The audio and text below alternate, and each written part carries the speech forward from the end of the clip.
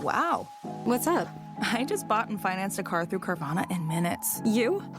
The person who agonized 4 weeks over whether to paint your walls eggshell or off-white bought and financed a car in minutes? They made it easy. Transparent terms, customizable down and monthly. Didn't even have to do any paperwork. Wow. Mm-hmm. Hey, have you checked out that spreadsheet I sent you for our dinner options? Finance your car with Carvana and experience total control. Financing subject to credit approval. Be honest. When's the last time you had a homemade meal? We get it. Between meetings, workout classes, and the kids' after-school sports, who's got time to cook? That's where HelloFresh comes in. No matter how busy you get, HelloFresh has everything you need to get an easy, home-cooked meal on the table. With flavor-packed recipes like Parmesan herb-crusted salmon, you'll be filling your kitchen with the cozy aromas of a homemade meal in no time. So go ahead, try HelloFresh. It's homemade, made easy. Learn more at HelloFresh.com. Kroger Delivery has one mission: to deliver the freshest food right to your door. That's why our drivers are pros. Our trucks are refrigerated. And when it comes to low prices, we always deliver. With $20 off your first order of $75 or more, there's no better time to get in on the action. Mission accomplished. Restrictions apply. See site for details. This episode is brought to you by Amazon. Sometimes the most painful part of getting sick is the getting better part. Waiting on hold for an appointment, sitting in crowded waiting rooms, standing in line at the pharmacy, that's painful. Amazon One Medical and Amazon Pharmacy remove those painful parts of getting better with things like 24/7 virtual visits and prescriptions delivered to your door. Thanks to Amazon Pharmacy and Amazon One Medical, healthcare just got less painful. Hey Atlanta, Apple is open for small business. That's right. We're here to make starting and running your business simpler. With privacy and security built in on all devices, it's easy for you to protect your customers' data. And if you need hardware or software support, you'll get advice from business experts at no cost whatsoever. So you can focus more on the soup du jour and less on, the other stuff. At Apple, we're open for your small business. Go to apple.com/small business or visit an Apple store to learn more. This podcast contains mature content, explicit language, suggestive situations, and partial to full frontal nudity. Listener discretion is advised. Don't let your kids listen to this. Started listening to the Marked for Death episode. Yeah. It's fun, man. It's really great. I'm about 45 minutes in today because I had to finish this movie. Yeah. My sleep is fucked up, by the way. Really? I can imagine. Have not adjusted in the slightest. New Year's really messed me up. What'd you do? I just went out to some pubs. Pubs. No plan. You just walked out. You're going to be disrespectful of my culture. But Hogmanay is New Year's Eve. I bet it is. How much hog money do you need? Many. So Hogmanay is Scottish celebration of the end of the year, start of the new year. So there are always all these celebrations everywhere, except they canceled all these celebrations this year because of the weather. It's a lot of outdoor stuff and everything, but because of the weather. Isn't the weather typically awful that time of year? What kind of tradition is this? It's typically cold. It'll snow a little bit. It might rain a little bit, but if it rains heavy, they're not going to do it, I guess. I don't know. I found all this out when I got it. Like a woman's cycle. Oh. If it rains heavy. Blood clot.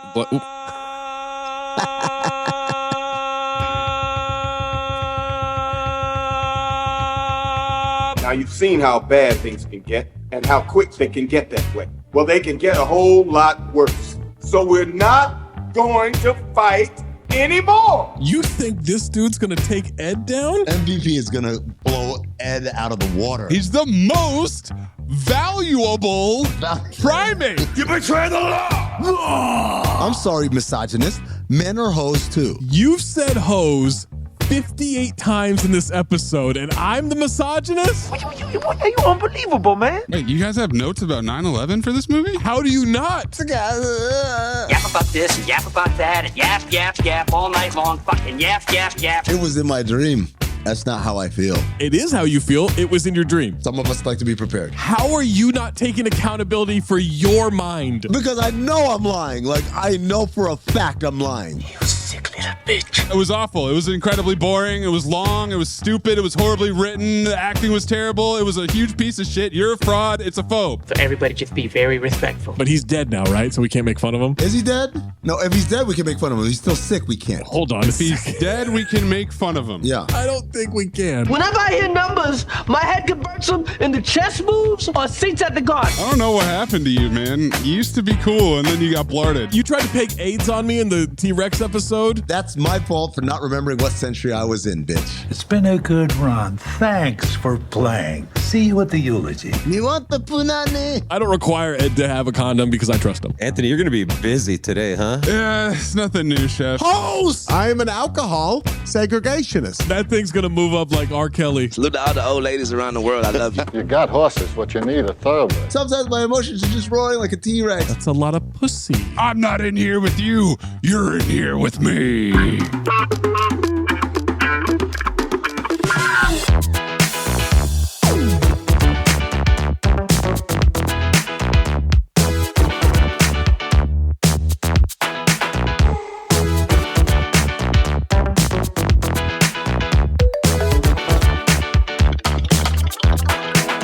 Welcome to Cinephobe, the podcast we break down the movies you're afraid to admit you love. I'm Zach Harper. That's Amin and Mayes. That's Anthony Mayes. Make sure you listen to us on Spotify, or I gotta be honest, we're gonna kidnap you. We're gonna trap you in a snow globe. Spotify is where you can vote in the poll, like the poll for Married by Christmas. 78.6% phobe. Oh, what? Wow. 21.4% file. Cowards. That was a good one. It was a great one. Spotify is also where you can leave a comment, like Nathan F. Nathan Fielder? Nathan Fillion. Who said, I enjoyed this movie way more than I thought I would. Also, Pancho Burgos is a CT5 best name. I thought I would hate it, but it's a file. Thank you. Thank you for being honest. Yeah. Not one of these dumbass like, I like sports. I'm going to hate everything that's Hallmark. Get over yourselves. Grow up. Dagadillo said, a girl grabbed it, and I still didn't get the hint. Wow. How? Wow. What did you think she was doing? I want him on as a guest now. Just for a cold open. Just so we can get to the bottom of this.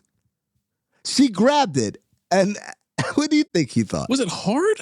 It doesn't matter. She grabbed it. But if she grabbed it. If it's not. If he didn't get the hint, I would say he's not. Yeah, probably. Because otherwise, if it's hard, you get it grabbed. He's got a hint to give. If it's hard and she grabbed it and he didn't get the hint, then respectfully, he should never have sex. He's dumber than the guy that tweeted us. No, nobody's dumber than that guy. And Fat Boy Guar said, hard phobe, at least have the balls to show the damn turducken. And if I were gay, I would have been offended. She didn't offer Paul a dime. Well, they didn't get that far. I'm with him about the turducken. Have the balls to show the turducken is pretty hilarious. No, they didn't have the budget for the turducken. How did you know they didn't have a budget, Zach? Because everything's shot in really one place, and they had a fake sign on the goddamn building. And Bob K said, anxiously awaiting the Pancho Burgos Toots Thielman collab. Wow. Oh, same. Grammy. Leave us a review, leave a comment. Make sure you're checking out the CT5 episodes on the main feed. Leave us your CT5 suggestions and lists on social media or in the Discord by subscribing to patreon.com/countthetings, in which you get access to ad-free episodes, extended cold opens, rewatching and live events past, present, and future.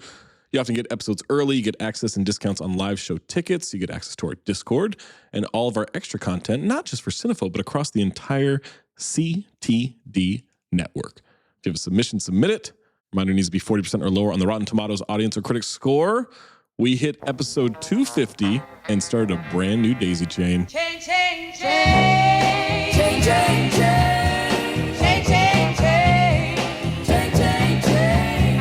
Chain, chain, chain. Amin had us running around with our taffer arms flopping about like our ponytail as we battled the voodoo magic of crack-dealing twins and Marked for Death. Then Mayes used a pick swap to link us with killer twins to have us put on some opera music and homoerotically flirt our way through accepting murderous rampage in the Boondock Saints. Then Mayes gets to pick again. I'll never pick again, apparently. And is using Irish last names to give us the 2024 holiday comedy, action, adventure, comedy, fantasy, holiday, thriller, Red One. Why do they tag holidays? I saw that in the Marked for Death episode. Why was action tagged so many times. We get it. Wasn't one tag enough? Yeah, they're really trying to break it down into different types of action, or I guess different types of holidays or comedies or whatever. Or are these conjugations action romance is together? Holiday comedy is together as one tag. Got it. Christmas action. I kind of like that as a genre. Yeah. A Christmas action movie. Aren't too many Christmas action movies, right? Die Hard.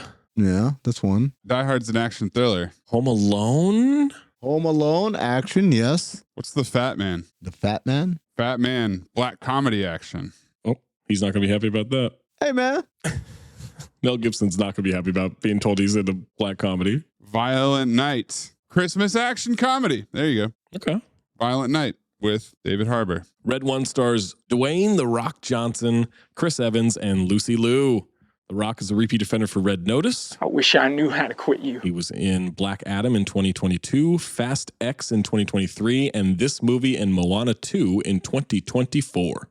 Chris Evans is Disco in Fantastic Four, Rise of the Silver Surfer, and then he is Johnny Storm in Street Kings. I wish I knew how to quit you. He had Lightyear and The Gray Man in 2022, Ghosted and Pain Hustlers in 2023, this movie and Deadpool and Wolverine in 2024. Spoiler alert if you haven't seen that. Lucy is a repeat offender for Ballistic, X vs. Sever. I wish I knew how to quit you. You know her from Kill Bill, Charlie's Angels, and Kung Fu Panda. And Shazam 2. Shazam 2? Is Shaq in it? No. No. That's Kazam 2. Oh, shit. It also stars J.K. Simmons, Bonnie Hunt, and Christopher Heaveju. What? How Oh do you my say that God. name? Supercharge that one. How much hog money to get you to say that again? Well, all my hog money is still in my pocket. So I didn't get to spend it the other day. Heaveju? I like how you think the first part is the part you're mispronouncing. I don't know. Hev?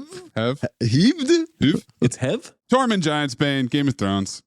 He's also in Fast 8, Fate of the Furious. And Cocaine Bear. And Cocaine Bear. He is in Cocaine Bear. And the West Bank. JK is a repeat offender for The Scout. I wish I knew how to quit you. Bonnie Hunt is from Jumanji. Christopher is a repeat offender for After Earth. I wish I knew how to quit you. Kiernan Shipka, repeat offender for Land of the Lost. I wish I knew how to quit you. Damn, that was her. She's Sally Draper from Mad Men. She was also in Long Legs and Twisters. Long Legs, great movie, such a file. Mary Elizabeth Ellis, repeat offender for Fool's Paradise. I wish I knew how to quit you. She's the waitress. Also repeat offender because I saw her at Erewhon. She pet my dog.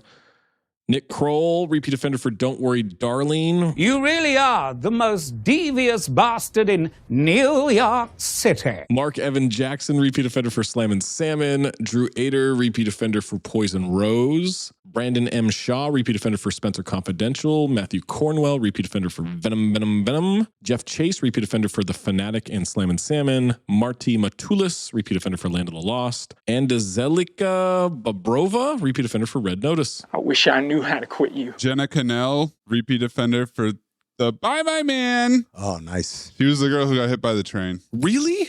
Who's she in this movie? Exactly. And also John Rudnitsky as Beef Stew. He was young Larry in Curb. Oh, I knew you looked familiar, man. Beef Stew, this fucking white lethal shooter. Red One, directed by Jake Kasdan. Jake has directed Orange County, Walk Hard, The Dewey Cox Story. This is when I was falling asleep, but I thought the black guy who works in the North Pole was Lethal Shooter for a second. I was like, wait, what the fuck? I would have turned it off and refused to do this pod. He's in Hustle, apparently. So is the professor. It really made me mad. The professor with his terrible haircut. Buddy, you got to get a new haircut. That's his signature, man. It's awful. He looks so stupid. That's like saying Mark Davis should change his... He should. No, man. That's how you look, man. That's how people expect you. It's a brand. No. You can easily cut your hair. Anthony Davis isn't shaving the unibrow. That's his brand. I'm so sick of you sucking up to influencers, let me tell you. I'm not. I understand. It was written by Chris Morgan and Hiram Garcia. Chris wrote the screenplay, wrote Cellular, Tokyo Drift, Wanted, Fast and the Furious, Fast 5, Fast and Furious 6, 47 Ronin, Furious 7, The Fate of the Furious, Hobbs and Shaw, and Shazam 2, Fury of the Gods. There it is. Now it makes a lot more sense. Hiram Garcia wrote one episode of Young Rock. Hiram Garcia is The Rock's ex-wife's brother and president of his production company. He has a brother? And there's an ex-broad wife? And he is as tall as The Rock and also has a shaved head. Oh. And kind of looks like he's trying to look like The Rock at all times. Hold on. Okay. So his ex-wife was trying to tangentially bang her brother? Zach? I would never date someone who looks like my sister. And that's not an offense to my sister. I just wouldn't want to make that connection. I had a completely different question. I was going to say, Zach, if your sister got divorced, knock on wood, hope that never happens. But if she did, would you continue to hang out with your brother-in-law? No. Well, he's still friends with his ex-wife. She's also involved in his production company. Sure, but that's not... It's a very odd situation that they have going, the Garcias and The Rock. That is ex-wife? That is... Jesus Christ. That's White Rock right there. Oh my Yeah. God. He looks way too much like The Rock. He's White Rock. She's She-Rock. Look at those guns. Yes, she's also into bodybuilding. Of course she is. I saw some Shane Gillis top 5 internet things or whatever last night. And one of them was him on Joe Rogan saying, so you like bodybuilding girls and girls that have armpit hair? He goes, yeah, I don't mind. He goes, you're getting close, man. You're getting real close. Synopsis for Red One. After Santa Claus is kidnapped, the North Pole's head of security must team up with a notorious hacker in a globe-trotting, action-packed mission to save Christmas. Yeah, sure. Globe-trotting, huh? Is that globe-trot? They don't globe-trot. They walk through doors. We talk about that's trotting the globe. They go to 3 places. They're all over Aruba, Germany, all over. North Pole. Jamaica. And where I want to take you? Maybe Philly or Boston, or I don't know where the hell Chris Evans is from. Philly. I believe it's Philly. Same note too. Don't know what accent it is, but it is an accent. Louis Pinnock is what his accent is. Yep. Lock him in right now. Same note too. Someone said, oh, Chris Evans, Louis Pinnock before. I watched the movie and I got very hopeful that he was going to be doing an Irish accent the whole time. Oh. Nope. I wish. No, he's just a white guy from the Northeast. That's the accent he's going for. No taglines. $350 million estimated budget. Oh, man. I had 250, but sure.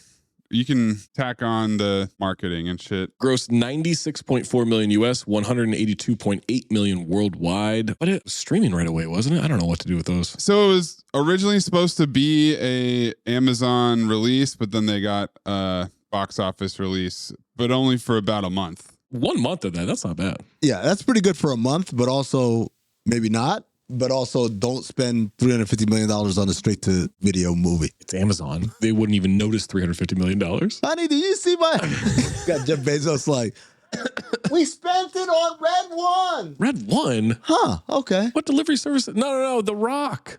The Rock and Captain America are in it. Oh. All right, fine. Right. Time to go fuck the robot. Do you think Bezos thought he bought Redbox, the company? I think he thought he bought Red Notice from Netflix. Absolutely. Does The Rock only make red movies for this podcast? Black Adam. Nope. Oh, Preacher Cinephobe. Please don't. It's my pick, right? Sure is. Daisy Chain. Rocking around the Rock's catalog. Before we jump to this movie, you listen to the rest of this podcast. Red One is available on Amazon Prime. Sure is. Red One receives 31% on 177 critics' reviews on Rotten Tomatoes, 82% from the audience on over 10,000 ratings. Amin. Wow. Like the positive or the negative reviews? I am a snow globe half full kind of guy. Give me the positives. Hey, John, that's weird. That glass looks half full to me. Wow. Now that you mention it, it is half full. Jeffrey Lyles of Lyles Movie Files. Hack. It's a fun action buddy comedy adventure best viewed while wrapping gifts, filling out Christmas cards, or baking cookies. So not watching the movie. Doing anything else. Great to have it on. You're doing Christmas shit. If you're too distracted, you might think that Lethal Shooter is in it. No. If you're too distracted. William Bibiani of The Rap. Joey Bibiani. It all averages out to slightly above average. For a film like Red One that's about as good as anyone could hope for. Not really a positive review. I understand it now. Glenn Garner of Deadline Hollywood Daily. It's like when a toddler hands you a fake phone, you answer that call. Kasdan and screenwriter Chris Morgan definitely answered that call. Yeah. I don't follow that analogy. You want me to make a movie about Santa Claus being jacked? Well, I guess we will. That's basically what they did. Rich Klein of Shadows on the Wall. The voice. What set this apart is the odd couple pairing of Dwayne Johnson and Chris Evans. Even if it's undercooked, their banter provides entertaining, festive cheer. No. Is that what we're calling it? No. Banter? No. Tara McNamara of Common Sense Media. That's not her name. There's not much that's holly or jolly about this salty Christmas monster mash, but tweens and teens may just be fine with an entertaining action movie about Santa. Zach? Tweens. Oh. Nell Minow of Movie Mom. A 3-hour tour. She liked this? The Jumanji team has not managed to match the same mixture of fantasy and heart, but Christmas spirit boosts their latest production to the level of solid family entertainment. There's too much shit in this movie for her to be okay with it. Yeah, like making Christmas bastardized, basically. I just think the swearing in it, she's got to be against. Because she's all about, like, my kids. Oh, I don't think she has kids, by the way. I don't think so either. I think she's manifesting having kids. Nobody wants to fuck Nell Minow. She's as barren as that judge in Half Past Dead. Absolutely. What she needs is more chestnut to let her know. Brandon Yu of New York Times. Me? Red One, a film that has the courage to ask, what if the Santa Claus story was like a Marvel movie? No. Dude, same note too. Really? I had multiple Marvel notes. Yeah. Do you want me to give them to you right now? No, we could do it as we go along. Okay. User Alex B, 5 out of 5 stars. Alex B, 5 out of 5 stars. My 11-year-old son and I really enjoyed the movie. Of course you did. User Meg M, 5 out of 5 stars. Megum. I thought you were going to say Meg Miffin. Megalith. Megasaurus. This is a great new Christmas movie for the annual watch list for our family of teens and adults. A funny, action-packed, and magical entry. There's so many fabulous mythologies mixed together, and all the actors went all in on their roles. Loved it. This woman does not have a family. It's a good thing that they painstakingly explained all of the mythological mishmash they did. Well, otherwise, we're not getting to 2 hours. By the way, just to let this be known, you want an action-packed holiday classic to show the kids. Rush Hour. We watched Rush Hour yesterday, and they were delighted. And I was like, yes, great movie. And user Miss I, 5 out of 5 stars. Miss I? Miss I, Miss Elliot, I? What the fuck? Miss I just happened. Miss I, Miss A, Mr. Mina Elliot.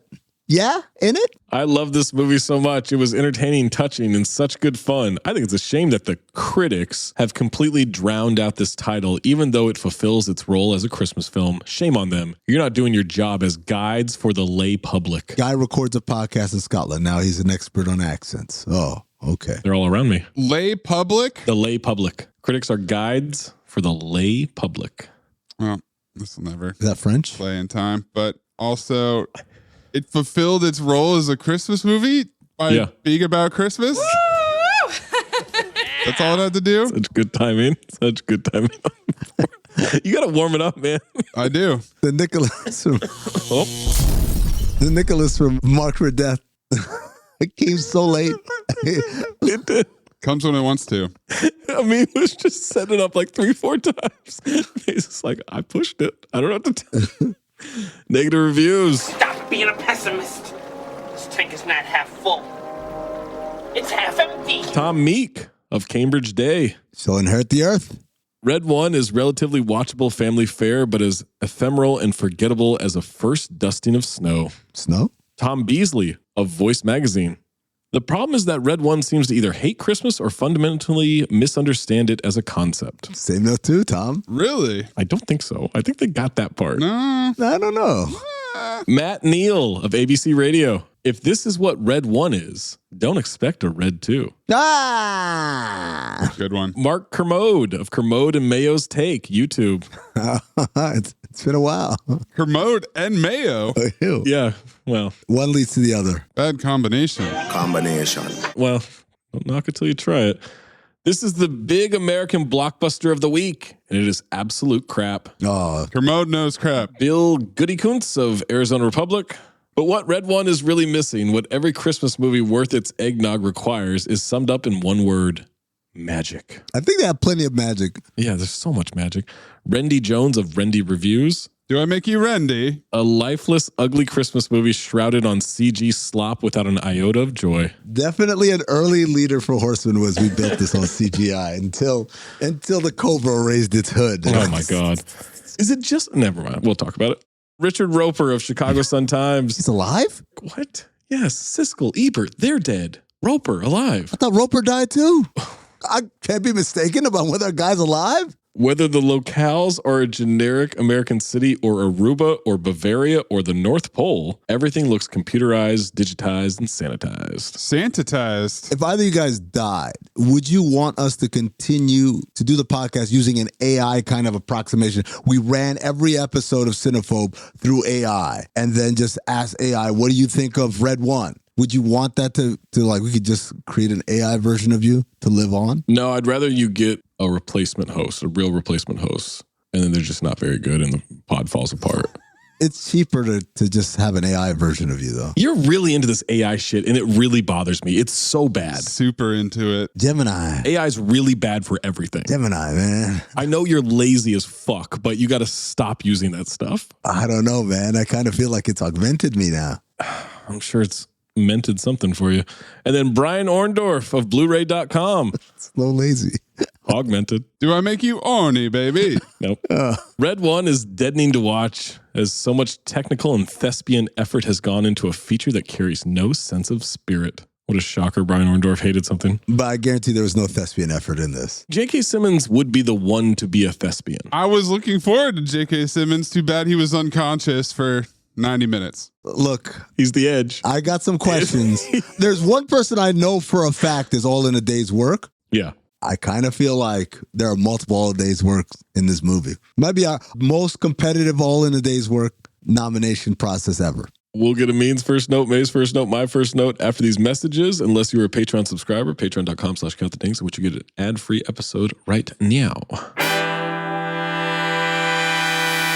Playoffs? We're talking about playoffs? You bet we are. Get in on the action at DraftKings Sportsbook, an official sports betting partner of the NFL. Scoring touchdowns is key to winning in the playoffs, and you can score big by betting on them at DraftKings, the #1 place to bet touchdowns. Tutties. Ready to place your first bet? Try betting on something simple like a Josh Allen touchdown or the best connection in the NFL, Joe Burrow to Jamar Chase. Pay attention, though, because lines and odds are subject to change. New DraftKings customers can bet $5 to get $200 in bonus bets instantly. Download the DraftKings Sportsbook app and use code CTD. That's code CTD for new customers to get $200 in bonus bets instantly when you bet just $5. Only on DraftKings Sportsbook. The crown is yours. Gambling problem? Call 1-800-GAMBLER. In New York, call 877-8-HOPE-NY or text HOPE-NY 467-369. In Connecticut, help is available for problem gambling. Call 888-789-7777 or visit ccpg.org. Please play responsibly on behalf of Boot Hill Casino and Resort, Kansas. 21 plus age and eligibility varies by jurisdiction. Void in Ontario. Bonus bets expire 168 hours after issuance. For additional terms and responsible gaming resources, see dkng.co/audio.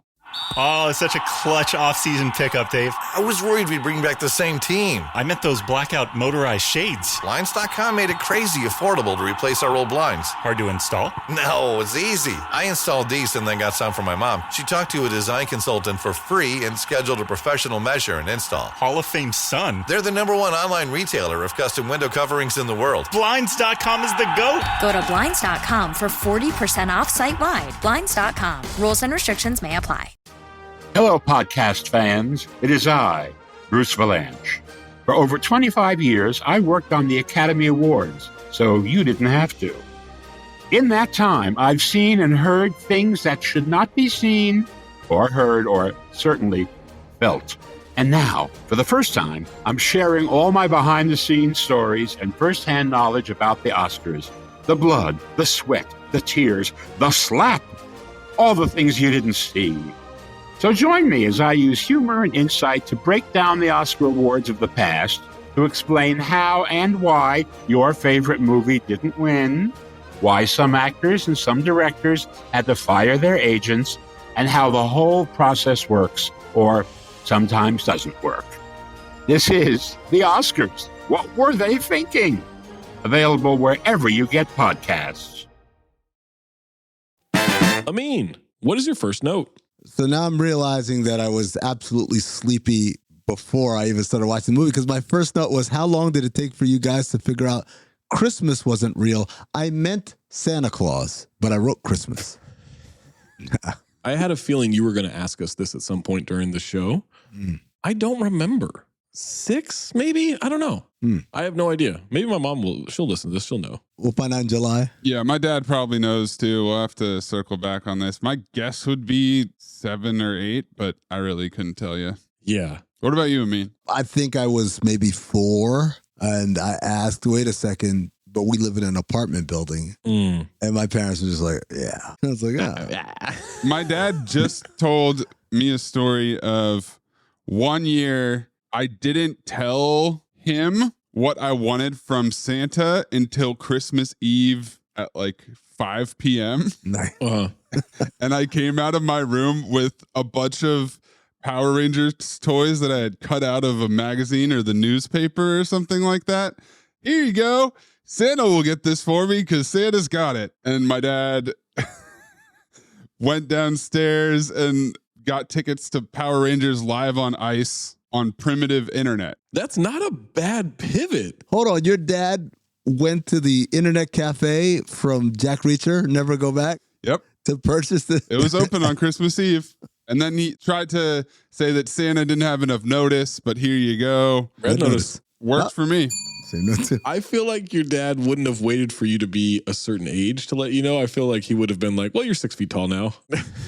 You should know the truth. What was that, when he was 2? That's how we determine age in our family. It's like Cinephobe years. You can vote once you're 6 feet tall. You can drive a car once you're 5'10". Oh, Zach, I just heard you. That's not nice, man. It's a new year. What? No, man. We don't do those. I got a lot of opes in this movie, by the way. Do you? I thought I'd have more. I got a lot of questions. Mayes, what is your first note? So, according to The Wrap, the budget was over $250 million, including $50 million for The Rock. 50? 50? 50. Yeah, 50. Woo! Making him the highest paid actor to date. The previous record was a tie. Robert Downey Jr. in Captain America Civil War and Will Smith in King Richard. They both made $40 million.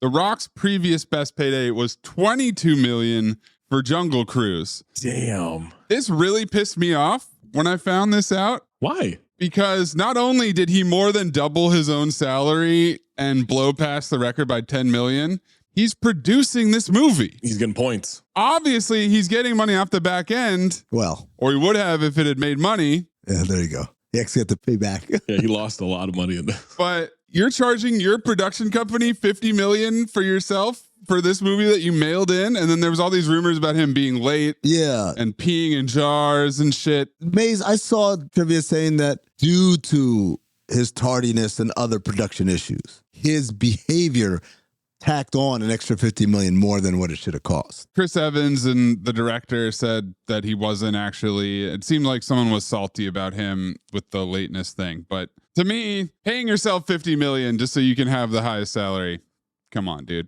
I mean, he didn't need to. He could have done 25. It's cool to see Chris Evans no longer on HGH. Oh, look, the role is that of a hacker, Zach, so he had to lose the weight. Right. Hackers, future episode. Zach? Doesn't it feel like we've done a lot more Dwayne Johnson movies than just 2? No. Really? Yeah, I was surprised about that too. I don't know what I was expecting to find, but when I looked it up, I was shocked that Red Notice was the only other one. Would have guessed 4. I don't know why. We could do the original Scorpion King.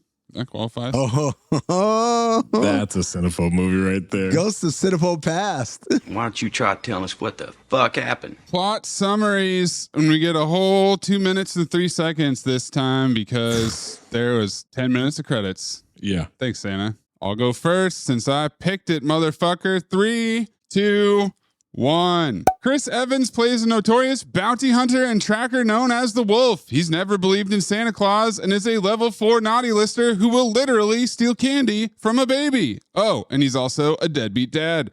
The Rock is Santa's head of enforcement, logistics, and fortification, or ELF, elf. But he's thinking about retirement because he's lost faith in humanity. Santa's jacked. He loves pumping iron and carving up. He convinces Rock to do one last ride. The Wolf unknowingly locates Santa, aka Red One, by tracking seismic activity, and on Christmas Eve, Santa is taken.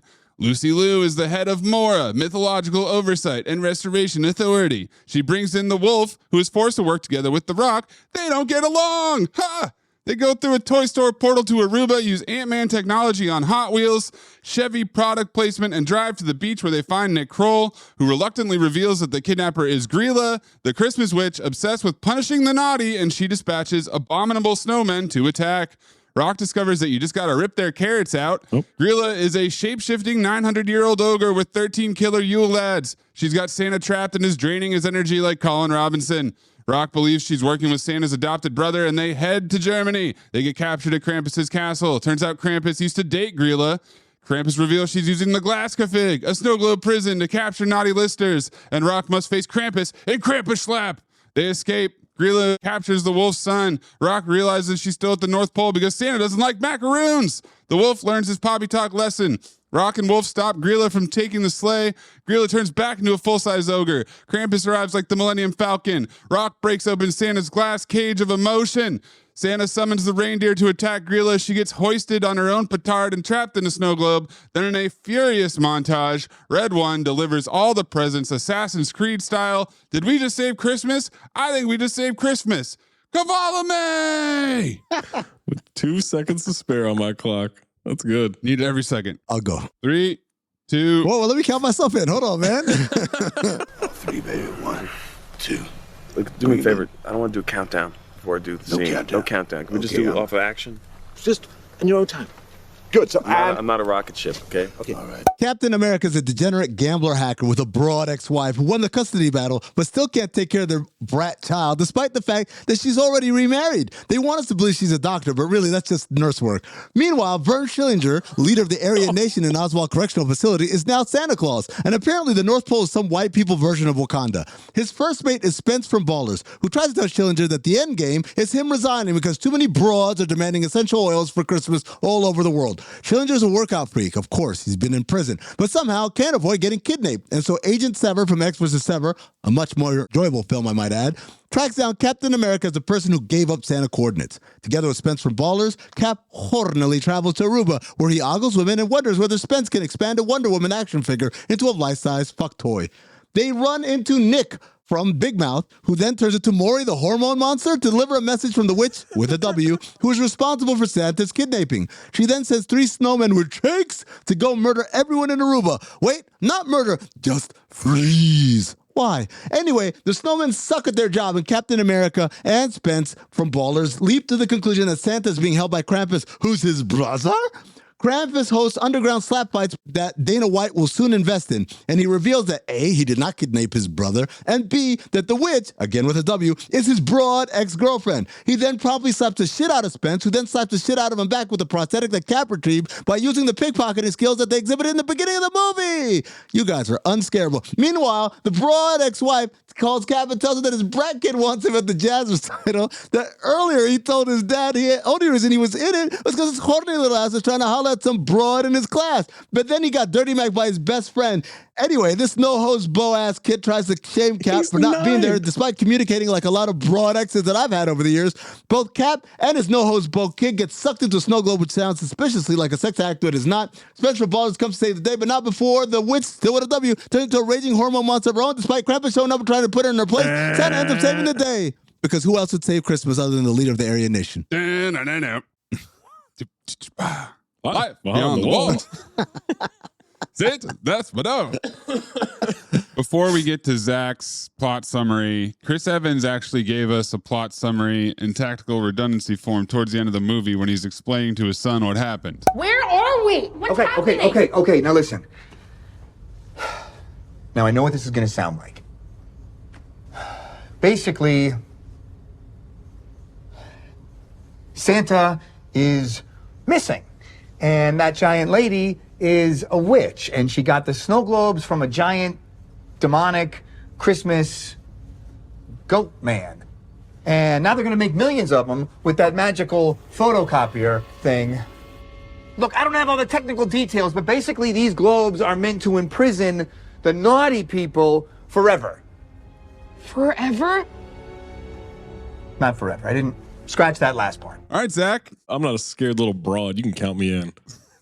3. Off the top, or are you written? 2. Always off the top. 1. We have got a serious situation here as Chris Evans, aka Disco Detective Disco, is out here hacking and he's stalking and he's trying to steal stuff. He's clipping things and he's working for people he shouldn't be working for. And he's probably just not going to show up much in this movie as a bad guy. I bet he's going to be a good guy at some point.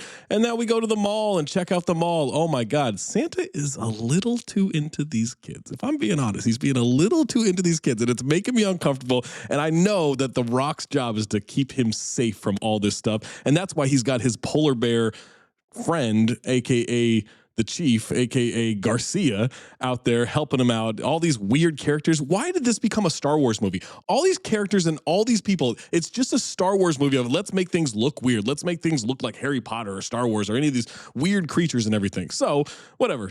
Santa's diddling. He gets kidnapped, excuse me.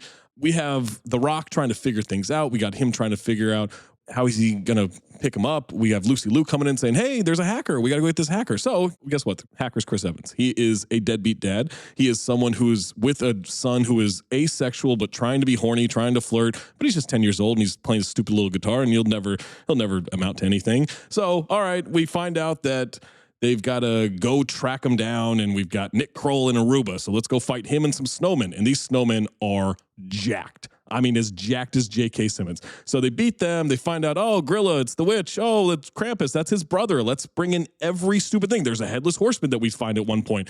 Everything of myth and lore is going to come in. And so they go to Germany. They have a slap fight, a tickle fight. They end up getting a piano. They get trapped in a snow globe. They find Santa. He was at the North Pole the whole time. Film noir. They fight the witch. Krampus helps. Everyone saves Christmas. They go deliver presents, and Santa can get back to 364 days of diddling. What happens on 365th day? They diddle him. Oh. Well, there you have it. I'm never going to write these down. I've decided. You made a Marvel reference in yours, Amin. Captain America? Yeah. Oh, Wakanda. Oh. The North Pole is Wakanda. Yeah. I have a Wakanda note as well. Grilla is the Cerulean witch. What? And he uses Ant-Man powers. It's pretty cool. Yeah. Who's the Cerulean witch? Like the Scarlet Witch, but blue. Is this like the Jellicle cats? No. I still don't know what that means. We got to do cats for the Rewatchington. We really don't. No, we never do. Your internet must be terrible. Surely I didn't hear what I thought I heard. And don't call me Shirley. Oh, man. When you were telling the story last night, you had so much detail. The detail was so rich. It was rich detail. Go into incredibly descriptive details of the story so we all know. Oh, yes. We should create some sounds to break up the sections. Yeah, I got a couple. We do like a little intro. Now it's time for the scenes. Breakdown. Time for the scenes or something stupid like that. Don't actually make that it. Yeah. Unless you throw like a cool guitar riff in there. It's already clipped. Throw a cool guitar riff. That'll save it. It's already clipped, Zach. By the time this episode comes out, it's just like, oh, shit. Now it's time for the scenes. Breakdown. Time for the scenes. So the first thing that we need to talk about is the message of the movie. Message. It's so heavy-handed. Like Krampus?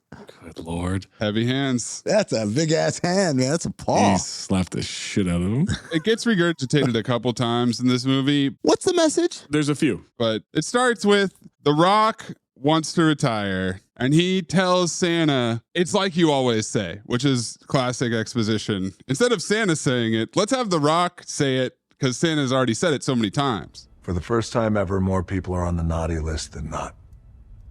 And it's like they don't even care. There's so much bad behavior out there, everywhere you look. You say it all the time, Nick. We choose every day who we want to be, with big decisions and little ones, and every one of them matters. But I look around and they act like none of it matters. Santa starts lecturing on how they work for the kids, right? And he says, Cal, I know you love that. To which I said, oh. Yeah. That's an awkward way of pitching this. So what's going on? He says, I love the kids. It's the grown-ups that are killing me.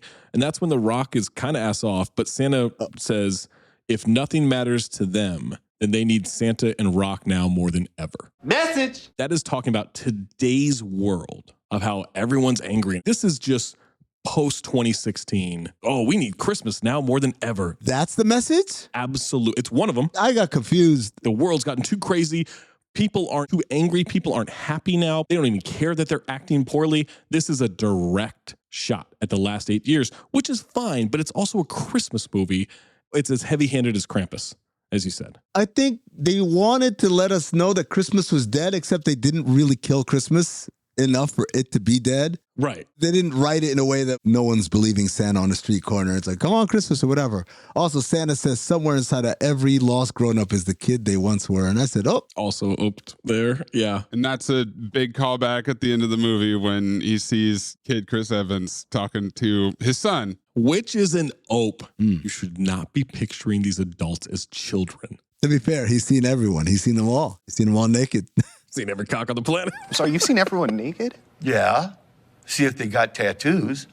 They do, they get no gift. It's if you get a tattoo, you don't get anything for Christmas? Not that year. You think getting a tattoo is good? No. Getting a tattoo is not good. I don't care about it, but it's not good behavior. I wanted this to be like Crashmore. Absolutely. I thought, oh shit, Santa's jacked. Santa's about to be fucking people up and shit. No. Nope, they put him to sleep. Chris Evans, in the middle of whatever this accent is, as he grabs Louis Pinnock by the balls, at one point says, never trust anybody. Yeah. Never let someone get the upper hand on you because they'll use it. That's a message. Message! It's supposed to be the, hey kid, you can't trust anybody. But he never has either A, the original betrayal, where this is why he's this way. His dad left. He had daddy issues. That's what this is? In the opening scene, Gene reminds him. Clip it. How'd you even find this stuff? I can find anything or anyone. Then why can't you find your dad? Hilarious, Gene. Gene with the burn of the movie. Why can't you find your dad? Pop! What 9-year-old? Why can't your dad? I love that clip. I love that scene. But little kids whose fathers walk out on them don't realize that shit without therapy. They're like, oh, I can't trust anybody. I can't trust because my dad walked out. They don't have that processing ability. No, but I don't think he's that overt about it where he's like, this is why. He's just saying, don't trust anybody. And then the other thing is, he never has a redemption where he has to trust somebody. Does he trust The Rock? No, it's the opposite. The Rock has to trust him, despite him being a piece of shit. He saves The Rock later. And then The Rock's like, I didn't know you could do that. Yes, that happens. But when he puts himself in the globe, he says, come get me. So he's trust The Rock at this point to like, hey, I'm going to go get my son, but you got to come get me and don't diddle him. I feel like that's more about, I got to go get my son. No, he did not want him to get diddled by The Rock. The Rock wasn't going to be able to diddle him. It was the witch with a W who was going to be doing the diddling at that point. He's in a snow globe. Look, don't turn your back on The Rock in this movie. On Callum Drift, don't turn your back on Callum Drift. Oh, you mean Cal? See, he gets like a cool nickname that sounds like a regular person name. Cal. Callum Drift is kind of a cool name. It's a Star Wars name. It is. That is a Star Wars ass name. It's a Star Wars Marvel ass movie, man. It's a Jupiter Ascending name. It sounds like Channing Tatum in hover boots. Also, there's another message, and this one gets hammered again and again and again. When he steals the gold coin from Krampus's tribute box. Goonies. He says, you know, I got problems of my own. I owe someone a lot of money that I don't have. I see this giant pile of gold sitting there. You look at it a certain way. What choice did I have? And that's when The Rock says, every choice. It's all choices. You put yourself on the list. You decide to steal gold.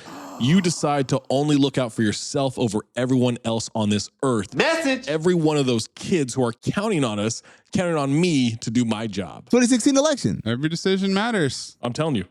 We have to fix this world post 2016. Now it makes sense. That's what this whole movie's about. And then he finally learns this message when he's captured in the snow globes. Yes. This is his change because he tells Dylan that it was his fault, that he's a bad dad, which he is. He's an awful father intentionally. That's what he was going for. And because he acknowledges this, breaks right out of the snow globe. Stolen right from This Is the End. Except in This Is the End, there is actually a logical character arc to get us to where they get raptured or whatever, right?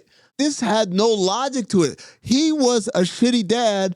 There was no reason why he should ever start to feel guilt-tripped by his broad ex-wife. I just didn't get it. Like, what was it about her that he's still picking up her calls and shit? They have a child together. That's why. No, but he's intentionally he tells The Rock, I do this shit so that he won't be disappointed. I'm just out of his way, basically. Yet he's still around enough to disappoint the child, who, by the way, is learning all the wrong fucking communication skills from the mom. From the mom? What are you talking about? Yes. Wait, how is the mom the villain here? She's bad news, man. She's an ex-wife. She's bad news. She's a doctor. Doing nurse work. Well, she is doing nurse work, but trying to get this deadbeat dad. Okay, Let's talk about this woman. Oh, boy. Let's talk about this woman. Doctor, right? We moved on to a means topic, misogyny. Makes tons of money. Lives in a big old house. I think she's married to another doctor. Usually doctors marry doctors, especially female doctors. Now you're just speculating. Continue. They don't marry plumbers. They marry doctors. That's why him and her never got married. Safe repairmen. What is happening right now? I don't know. Him and her never got married because she's a doctor, dude. Keep making a point. Stop talking about the mystery doctor from off screen. Oh, you got to pick up the kid. It's like, I can't. I'm doing shit. Like, why? You're supposed to pick him up. I can't. I have to save lives. Yeah, lady, you have to like sew somebody up or whatever. Okay, she's doing this shit, right? Where's the husband? He's a great guy. We hear later. Nowhere to be found. He was out of town. Did they say that? She says, I have people who might go into labor and the stepdad's out of town. Okay. Well, guess what? You were asleep. Guess what? He goes, picks up the kid from school. Every time Amin says, guess what? He's about to say something real stupid. They have the most boring conversation about his day. Blah, blah, blah, whatever. They pull up to the house. Who's standing outside, showered and changed and wearing her fucking... She explained it. What did she say? I fell asleep. The things that she thought weren't going to happen were going to be delayed. Yeah, she did it. She did it. She did her job. The babies came out? She delivered 2 babies and then went home to be there for her child. Delivered 2 babies in the time that he went to go pick up the kid from school and drop the kid off? He was also late. You think this guy's punctual? Was it that late? The kid was waiting outside the school for a while. With a diddling principal standing behind him. They stopped to get churros. Drive by. He went and bought every churro in the city. She's full of shit. Great conclusion. Thesis statement. My last message. Cal is talking to Krampus, says, you need to let me go. I need to go find Santa. Krampus says, and why would I do that? Because we need him. Now more than ever, we need him. And you know that. Again, post 2016. Cobra formula. Also Cobra formula. This world is fucked. Yeah. And Christmas is the only thing that can save it. I didn't read that from that. The gold makes a much more direct one-to-one tagging to that theory. I felt like his arguments were very thin, by the way. His arguments are pretty much, ah. That's what he say to Krampus, right? Like, hey, Krampus, let me go. Why? Ah, come on, man. Santa. Come on, man. We gotta find Santa. You know what saved him, ultimately? Was that the witch with a W was Krampus's ex. If they were still dating, yo, there's no chance, bro. You would have been done. That has to be crazy sex. Oh, my God. She hangs on by the horns. Krampus and Glorilla or whatever her name was. Oh. That's crazy. That's an open. She's not hanging on to his horns. You saw how big she was at the end, I mean. Only in the daytime. She can shapeshift. That's true. She can be anything he wants him to be that day. That's kinky. Oh, man. But he likes her natural beauty. That's what he's attracted to. That's like Mystique. I always wanted to. That's the blue one, right? Yeah, Mystique is the blue one. She shapeshifts. Whatever shape she's in, I'm always like, cool. Zach, let's talk about Santa's introduction. We cut to a mall where he is the Santa in the mall. Yeah. Charlie Day comes up and says, you fuck my mom. He says no. He then bites Santa's nose. Yeah. I might have been watching something else. He gets interrupted by White Lethal Shooter. Your boy Beef Stew. Shout out to Beef Stew, man. We're live. It's your boy Beef Stew. With the boy, the goat Santa. He understands it now. We're going to get him put on the Stew Crew t-shirt. Now we beefing. Rock says he can't cut the line. What's the matter, big dude? You don't want to show some Christmas love to the beef? Which I did actually like. He's got over 3,000 followers. He'll make Santa famous. This is 100% Lethal Shooter, what he would do. He tosses the shirt towards Santa. Rock intercepts it, says Santa is already quite famous, reiterates he can't cut the line, intimidates him. He goes and wets himself. Lethal Stew cowers and runs away. I don't like when movies get heavy-handed on cultural phenomena of the time. Mm-hmm. Yeah, and then we should have an influencer show up, and he's the most cartoonish version of an influencer. Post 2016. Yo, relax. You don't have to like show me you're cool. This is like the movie Friends with Benefits, where they had flash mobs throughout the whole movie. Yes, exactly. Then we cut to Santa and The Rock walking through the mall. Santa says to The Rock, I needed that. It's important to get out and talk to the kids. Diddler. It's his job for hundreds of years. To diddle? To get children presents. Same for Jan. Was that his job? Yeah, absolutely. I mean, Santa clearly has to be the top of the organization then, because he's the oldest, right? He's the only one. According to The Rock, no one else can do the job. Right. This is a diddler of 900 years. I mean, this is where Two Scoops came from. He's from that coaching tree. Yawn. Coaching tree. Yeah, diddling tree. 2 Scoops McGee cut his teeth at the North Pole. The man that owned the FAA Schwartz guy, what was his name? Mr. Duncan. That's what it was. Duncan's Toy Chest. Yeah. Oh, boy. So he's bragging about, like, I needed to be around these kids. I need that, especially this time of year. I need that and cookies. You're right. He does this thing where he does a deep inhale and, like the smell of them all in Christmas. Yes. Okay, Zach, you're starting to win me over here. Yeah, it's weird. And so then they're going to go out. They've got the convoy. Exposition clause lets us know it won't be the same without The Rock. That's how we find out The Rock is retiring. Yep. He's getting too old for this shit. That's how they soft launch it. They roll up to an airfield. The military is in on this. We see the reindeer. Apparently the reindeer have been fucked by The Rock or something. I couldn't really understand what was going on there. But as we're building out this world, right? We know Santa's real. The U.S. military knows it too, apparently. This runs deep, right? Deep state. 2016. So we have to figure all that out. Drain the swamp. Red one, they said it, cleared for takeoff, and we get a military jet escort. He's going through wormholes. He yells Kumite or Kavamele or whatever it is. Hyperspace jump from Star Wars, for sure. Mm-hmm. Marvel shit, all that. And then you hear the cat in the background. The Kumite cat. That's when we find out they're in North Pole, Wakanda. Yes. They burst through that green wall in the sky. There's a satellite dish. We built this city. Chris Evans then gets the coordinates and all that stuff. The North Pole's W stands for something different, though. High power. Oh. Well, Santa's the leader of the Aryan Nation. I don't know if you guys know this. His name is Vern Schillinger. I found out in your summary. Mm-hmm. I mean this sincerely for me. I am not trying to shit on Star Wars here. Star Wars set the tone for all these movies. Like, hey, we're in space. We're in a different world. We're in this fantasy world. We're going to have all these different looking weird creatures. Mm-hmm. But I have a huge problem when all these other movies do this. We're going to have all these weird looking things at the North Pole. We can't just have elves. You see, Zach, elf is not a mythical animal in this movie. What do you mean? Elf stands for something, ELF. Oh. So they're not actual elves. They're part of this paramilitary group. But it's when we learn this bipedal polar bear is in tactical gear and he's second in command and all this stuff. Garcia. He reminded me of the dog I saw at the airport with the flak jacket that we talked about in the cold open. Yeah. Yeah, it reminded me more of R.I.P.D. and Men in Black 2. Mm-hmm. That kind of thing of having CGI creatures and makeup for the sake of having something ridiculous to look at. Just to have it. Exactly. Except in those other movies, they knew all of these things were in part to serve as comic relief. We get the trolls at one point. We do get some of the stuff introduced, but I really thought Phil and Ribbons was going to come out and save the day at one point. Nope. And we find out they can't move him to a different department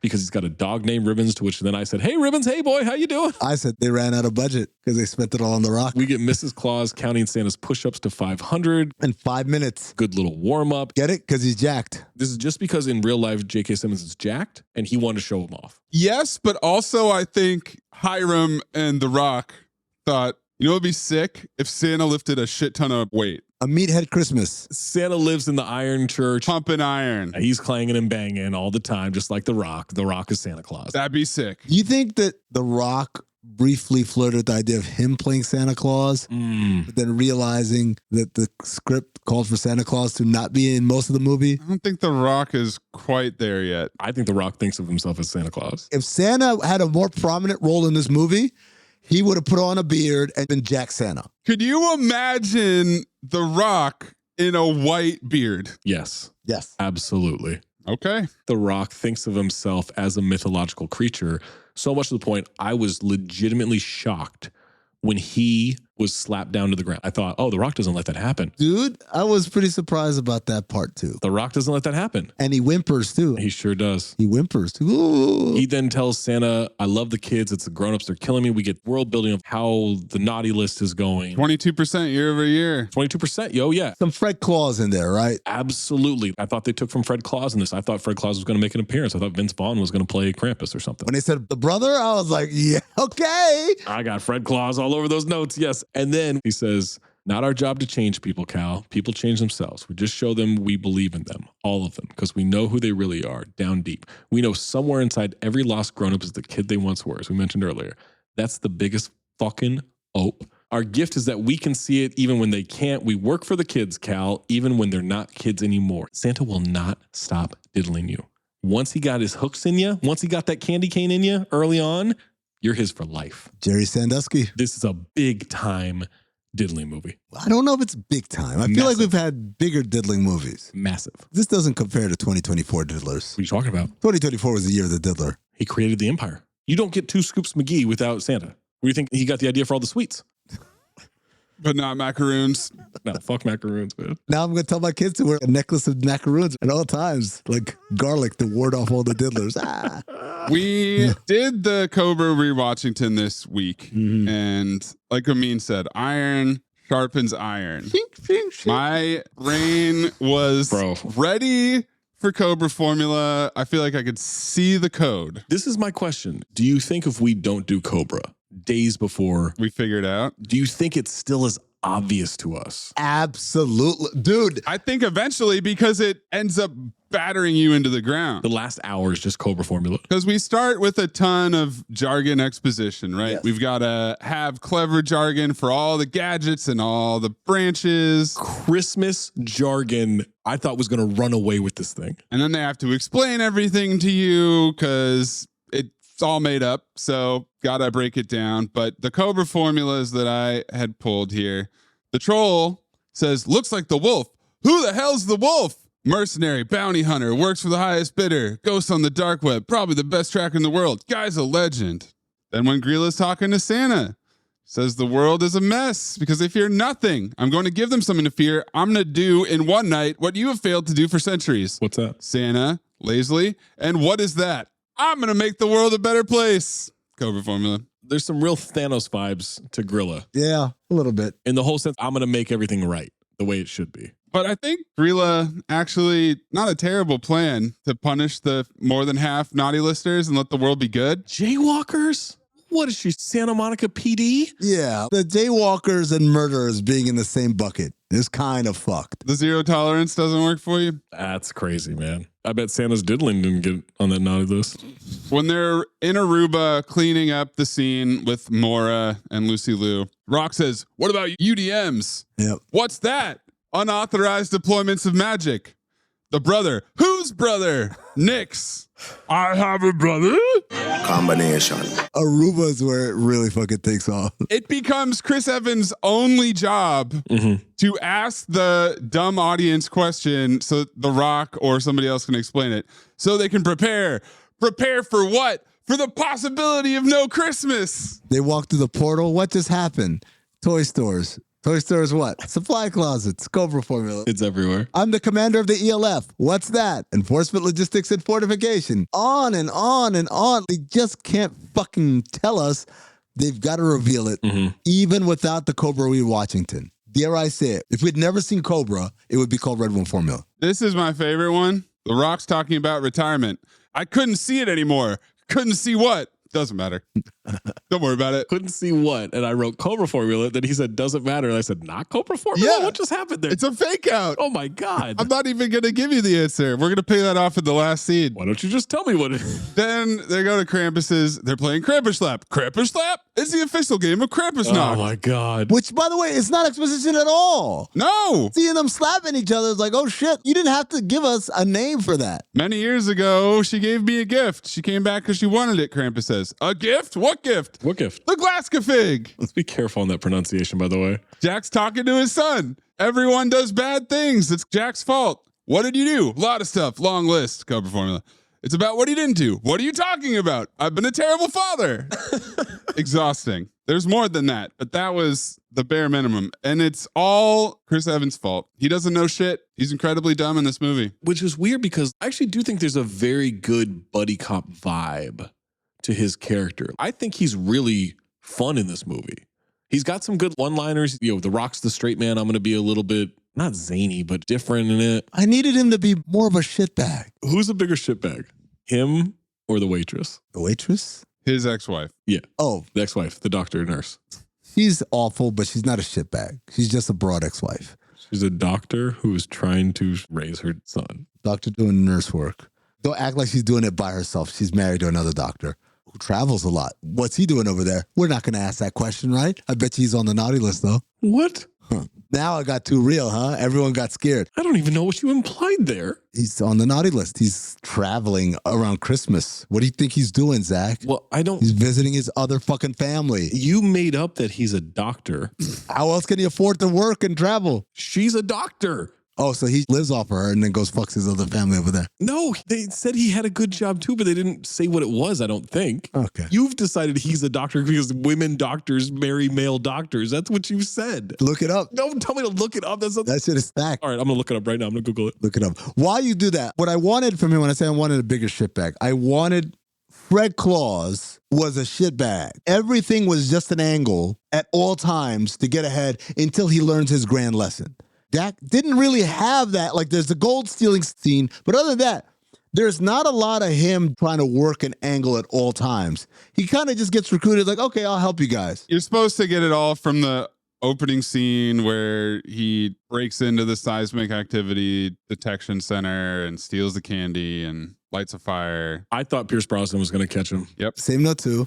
But also, I thought the girl that was doing the yoga was more of a target. Let me put it that way. Same. They definitely set it up that way. She only had 3 likes on her Instagram photo. She can't be that much of a target. It's one of those beef stew. Well, after seeing her lack of a roundie, I could tell why. And I didn't think Chris Evans did a bad job. But I wondered if either Vince Vaughn or Ryan Reynolds, someone more fast talking and someone more improv, could have gotten more out of that. I thought Ryan Reynolds in Red Notice had a much better dynamic with The Rock than in this movie. Yeah. But I don't think it's Chris Evans' fault. I think it's The Rock's fault. I'm not going to like you. I can tell right away. Out of everyone here, I like you the least. I think it's The Rock's fault too. Well, it's The Rock's fault because he produced the movie. It's the writing. Yeah. The writing doesn't make the character self-serving enough. Which is weird because one of those writers wrote an episode of Young Rock. Look, Hiram Garcia did it right shit. More like hire him, Garcia. His pitch was Santa's jacked and gets kidnapped. That was Hiram Garcia's contribution. That's not a bad, I mean. And then he crushed a beer on his head afterward, right? A full one. Yeah. The first 3 fill-ins that come up when I say, do female doctors marry? First one says engineers. Second one says non-doctors. And third one says male nurses. That's not true at all. Where'd you look that up? Google.com. Gemini. No, I'm not using Gemini. When you Google it, you think Gemini's not getting in there? I scroll past that AI shit immediately. Okay, hold on. I'll never look at it. Who do female doctors marry? There you go. Female doctors most commonly marry other doctors, meaning they are likely to marry someone within the medical field, often another healthcare professional, like a physician or nurse, due to shared experiences and understandings of the demanding career. There you go. Marry doctors. Solved it. The Aruba scene. All right. Oh, the Aruba scene. So we travel via portal in the toy store, Cobra formula thing. Rock asks him to pick a car. He picks out the Hot Wheels car. Should have got something more practical. And this is the line I laughed at. This was my golden dumpster. He says, like what, a minivan? He uses the Ant-Man technology to expand it. It's a Corvette. They drive down to the resort. All of the cars in this movie are Chevys. Yeah. Product placement. That's just a coincidence. They walk in, and as they walk in, you see a chick walking out. He turns around and checks her out. This is going to be it. I look at these photographs, but he looks at her for her approval. The Rock doesn't. So he keeps going.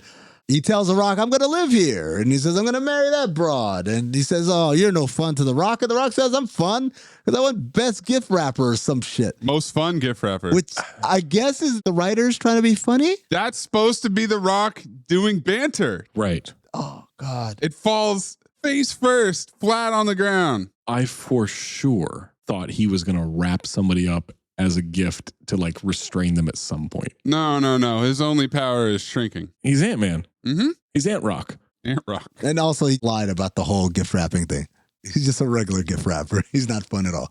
So Cap then does the ocular pat down of all the people at the beach. Same note too. Including the guy cheating on his wife and the guy who's doing the Stugatz fake laugh with the guy he's about to scam.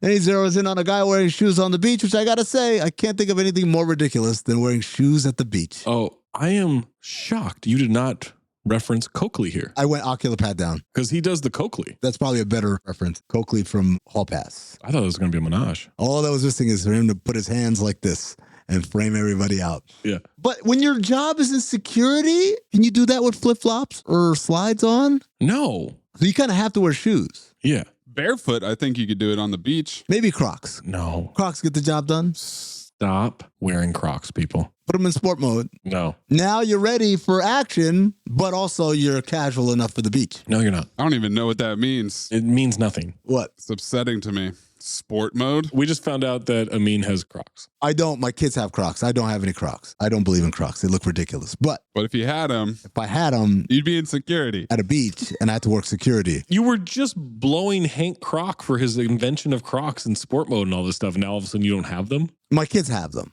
I blew them for my kids. Here's a tough sentence. May's sport mode is, if you look at the Croc, there's a strap. It doesn't matter. If you wear them casually, the straps are forward.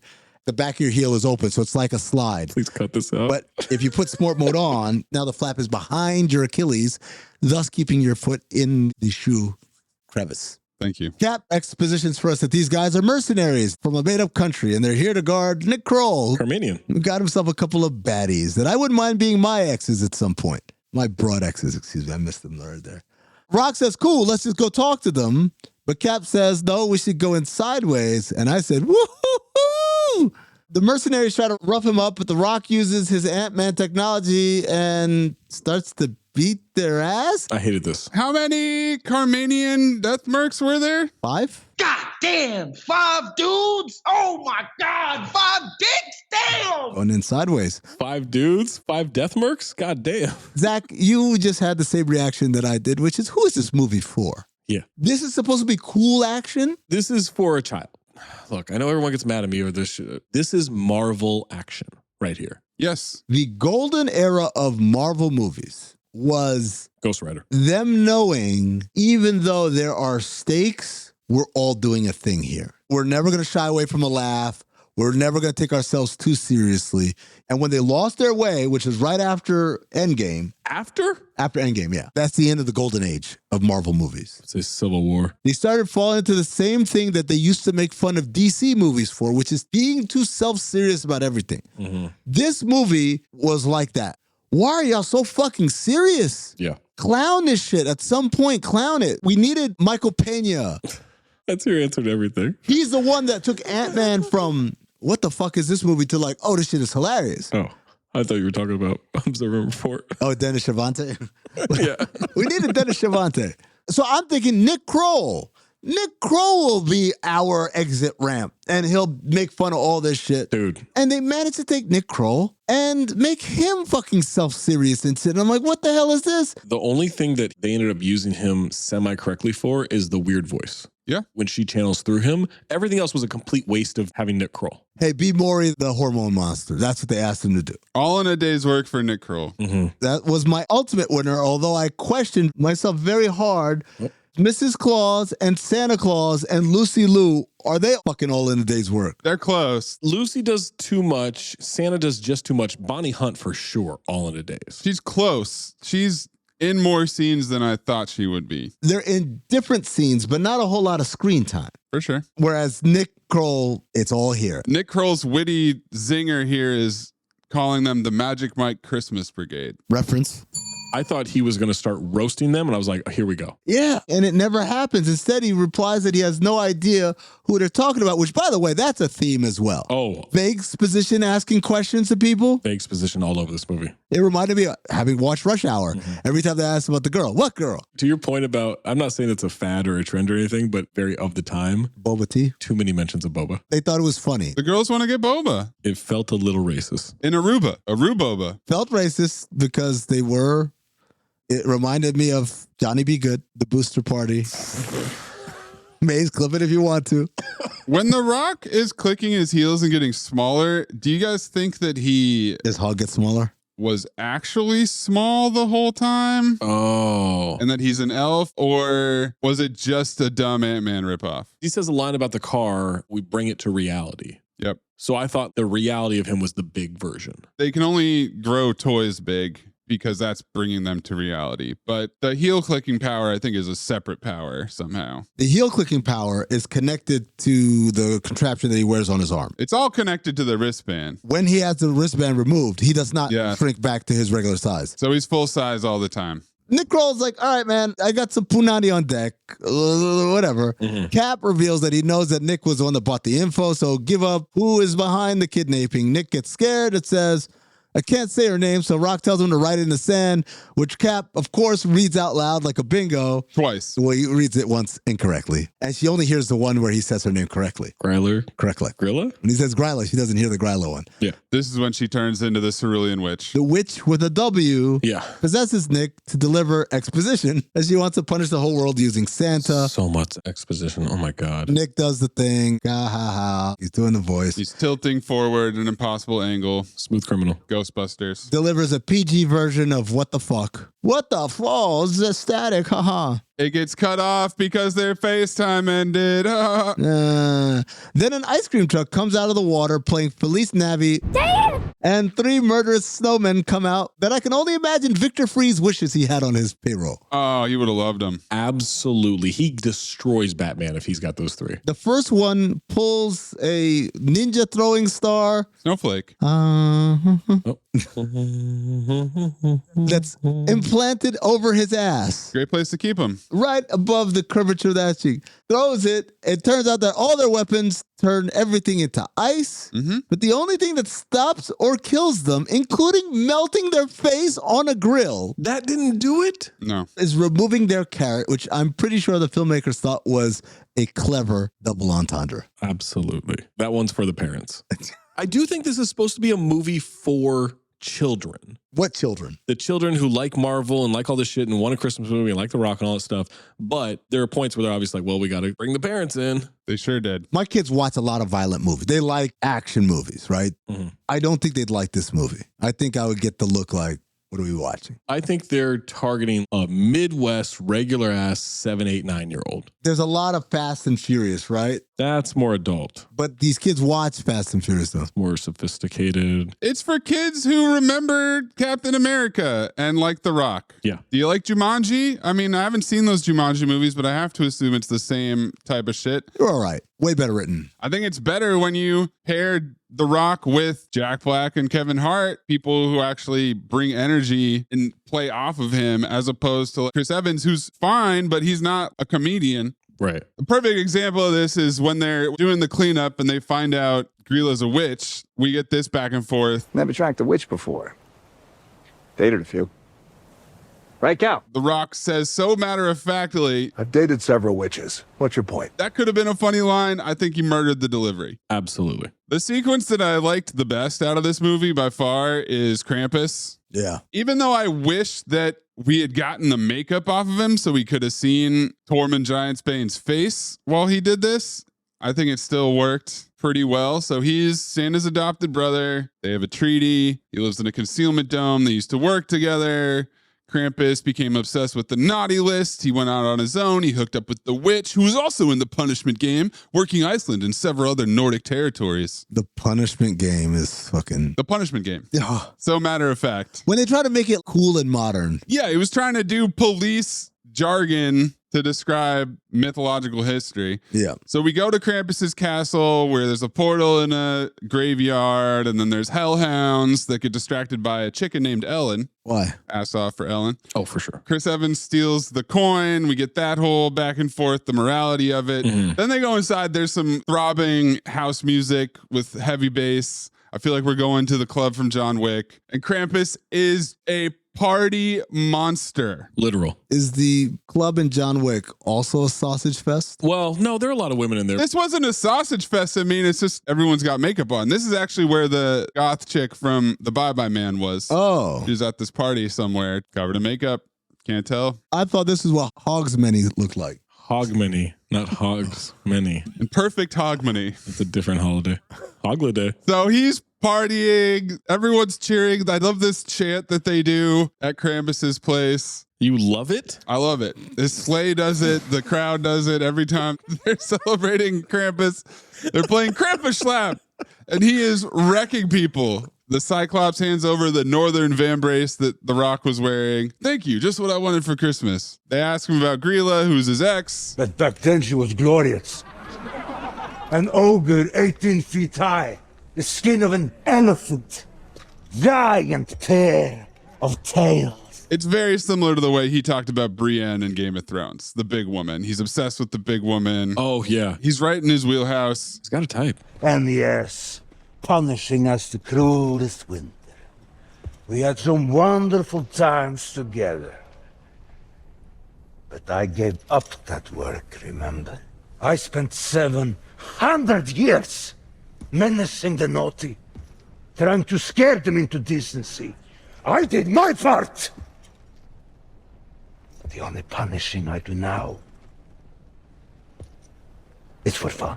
In this house, it's always Krampus knocked. So every single night he's partying, he's dancing, he's slapping people. He never gets tired of it year after year after year. Because he's the strongest. Yeah, he never gets slapped. Yeah. See the poor guy that went before him? The guy hurt his hand slapping him. Yep. Face barely moved. That's the worst. When you hurt yourself, when you are the slapper. Slapper. Nope. That's how you got to know, oh, I'm in it deep. The slap coming back is going to be seismic. Then he gives us the exposition about the Glasgow fig. Hello, exposition. Tremendously punishing. A prison for but one. Solitude. And he's going to release Jack with the message and keep the rock forever. Jack's trying to bargain with him. We're not so different, as Krampus wipes his beer mustache with his tail. Okay, we're pretty different, but I think we have some things in common. I did laugh at that. I thought that was funny. I like to have a good time. Bit of a gambler. That's where I think Chris Evans did a really good job with what he was given. That's why I said someone with more improv might have been able to get more out of it. I'm with Mayes, though. I think that's a rock issue. The script is fucking awful. That scene in particular, what Mayes has described right there, it doesn't make sense. He didn't have a plan. Well, let's gamble. We've seen that before with Jean-Claude Van Damme. Oh, yeah. Exactly. My plan is I have no plan. He just says, hey, man. Krampus will figure it out. Basically volunteered The Rock into this situation. To compete in Krampus slap, yeah. With no exit strategy. Imbeciles. I love it.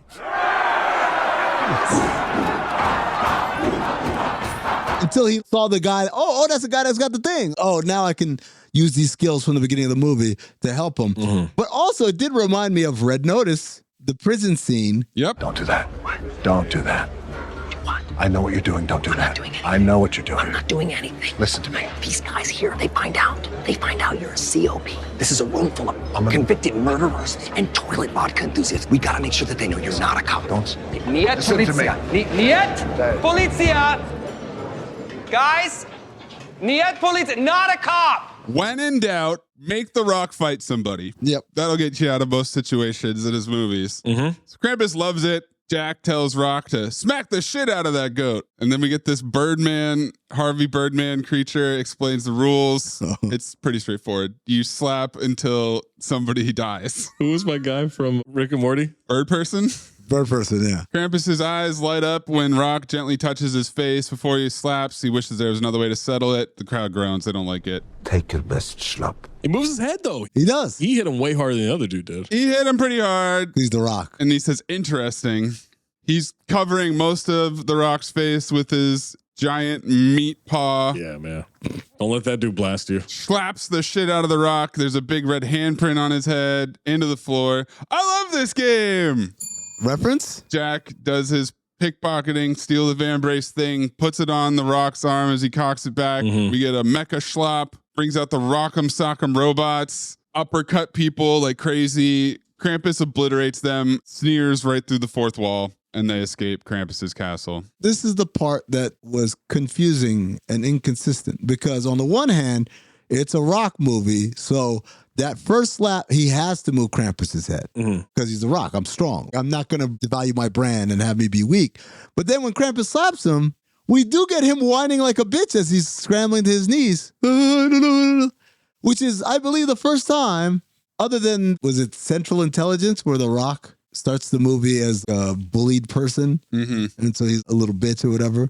If they had had him scared as shit through the whole slapping sequence up until he gets his prosthetic, right, then I think that makes more sense. Even The Rock is terrified of this Krampus dude. But this is The Rock Vin Dieselized through the Fast and Furious, where they literally had it in their contracts they can't lose fights in the movie. And so I think The Rock is towing that line to where he wants it to be funny, but at the same time, I'm The Rock. No one can beat me. And they had to have Krampus be enormous. For sure. 9 feet tall. That's the only way that The Rock could lose this thing. Can you slap someone effectively upward? Not really. Yeah. It's tougher. We'll do it live show. Maze, you know. Try it, motherfucker. Gravity's against you. We'll do a Krampus slop. after the next live show. We should just have Mayes dress up as Krampus.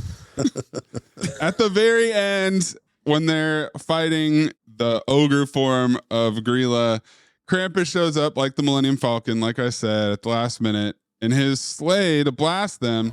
You imbeciles have no idea how to talk to a woman like this. A real woman.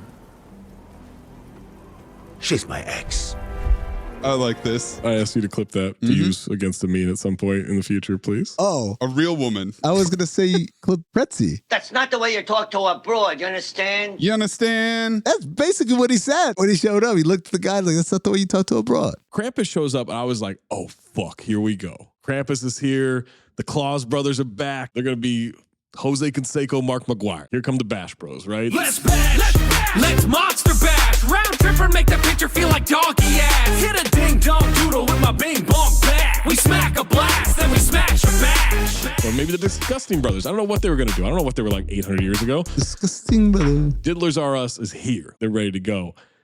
Nothing really happens. No. Nope. It's a Marvel fight. That whole fight scene, when they get on the sleigh, 2 hits, they're gone. She fucks him up. Krampus comes in, fires some fireballs, and she becomes the ogre again. Chris Evans, a mortal man, jumps from chain to chain and kicks a chain loose to free the reindeer. I'm willing to buy that. She throws him 50 feet against a barrier at full speed. He's alive? Not even a bruise. If he's alive, he's oxygen tank guy from fucking Final Destination. At best. Best case scenario. That's him alive. Everything below that, you're dead.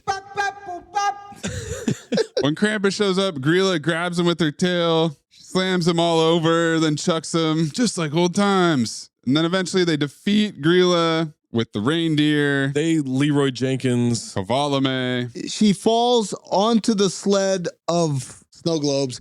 Glasgow figs. Earlier, someone was in that back of that sled and touched them and did not get sucked into a snow globe. But she touches a bunch, but she gets sucked into one. I thought she would get torn apart, to be honest with you, and little bits of her would be in each one. I'm like, oh, that's fucking gruesome.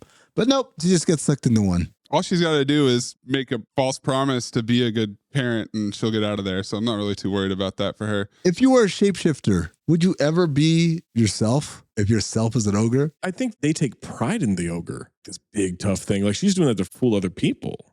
I think I would be that ogre. Who would you shapeshift to? Memo. Oh, shit. That's a good answer. Guillermo Moreno? Ed. Oh.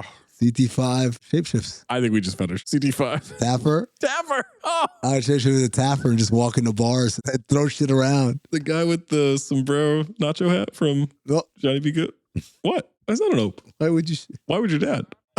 So after they defeat Grilla, we get some Santa between Santa and his brother Krampus. Oh my God. Look what the cat dragged in. Let's not get mushy. Thank you, brother. Merry Christmas, brother. You're my brother. Wants Krampus to stick around.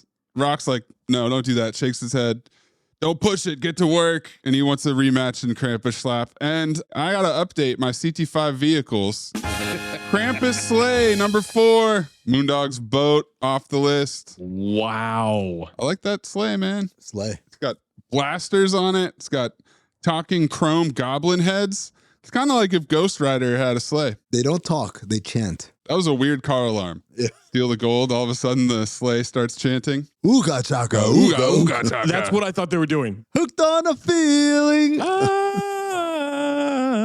Oh, Marvel. Here we go. Another Marvel reference. Yes. The last thing I have here is The Rock. His main character element was a variation on TGT. Oh. TCT. Tough Christmas Talk. There's a lot of TGT. He shoos away beef stew. Now I wish you a Merry Christmas. When he's getting exasperated trying to explain why they need Santa to Jack. Yep. It's also Cobra formula. He is Santa Claus, the one and only, and no one else can execute his mission. Which is? To spread cheer, asshole. Good feeling. When he's surrounded by the 5 Carmanian death mercs. Listen, dickhead. It's Christmas. So in the Yuletide spirit, I'm going to say it one more time. When he knocks out a Yule lad, he says, good tidings. Mm-hmm. When he escapes from Grilla's clutches, he says, Merry Christmas, witch. Cool, dude. Cool, Rock. Let's save Christmas. Right. Say it. I can't. Yes, you can. Say it. I don't want to. Let's save Christmas. I'm not going to say that. I'm going to need you to say, let's save Christmas. All right, God. Okay. Let's save Christmas. That was terrible. Okay. All right. Let's save Christmas. There it is. All right. He's definitely gotten worse. He got paid $50 million for this. It makes me so upset. You're watching pockets, man. He mailed in every single line. Correction. He owes 90. He paid himself $50 million. He owes 90. That's the put himself in a huge hole. Big fucking hole. Oh. Seatbelts fastened. Tray tables in an upright position. Here we go.